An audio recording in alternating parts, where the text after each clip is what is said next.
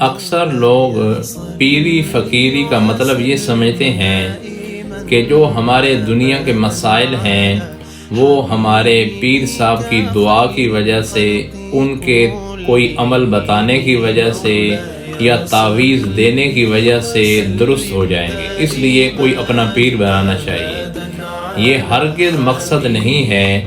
پیر بنانے کا مطلب صرف اور صرف یہ ہے کہ دینی رہنمائی لینے کے لیے کسی صاحب علم کو اپنا رہبر بنایا جائے، یعنی کسی کو ٹائم دیا جائے، وہ آپ کو ٹائم دے کہ جی مجھے سکھائیں سنت کا راستہ کیا ہے، کیونکہ سنت کے راستے پر چلنے میں کامیابی ہے۔ ہر وہ شخص جو سنت پر چلتا ہے اللہ اس سے محبت کر رہے ہیں۔